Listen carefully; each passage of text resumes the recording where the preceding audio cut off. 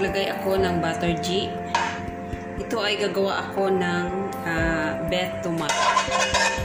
Ito ay for breakfast. Ang ginamit kong oil ay butter G.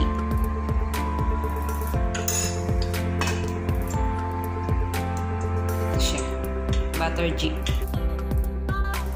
Lagay na natin.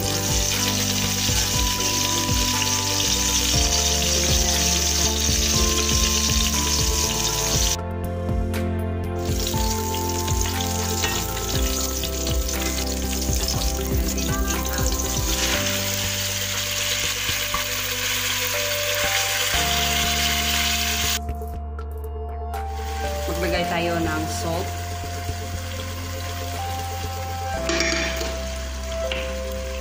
Tapos yung black pepper.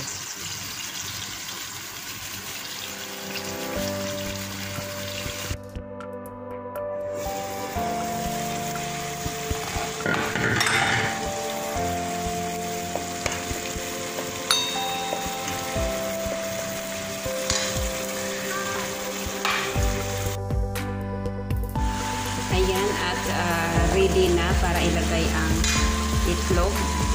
Pahinaan lang natin ang apoy. Tapos, saka natin ito ilalagay. I-arrange muna natin yan dyan para sa paglagay ng itlog. Ayan, at nailagay ko na yung itlog. 4 na itlog lang. Tapos, saka natin siya bubulburan ng asin.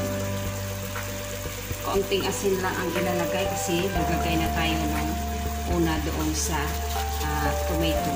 Tapos lagyan din natin ulit ng bell pepper. Sorry. Kaunti lang. Tapos saka natin takpan.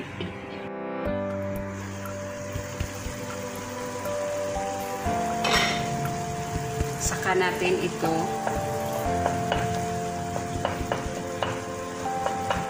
sa gitna, tapos haluin natin ng kaunti para mag-halo lang yung tomato at saka yung itlog.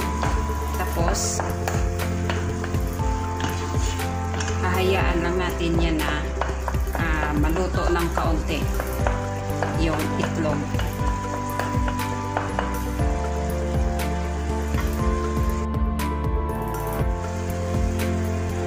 Tikman lang natin kung okay na ba yung lasa niya.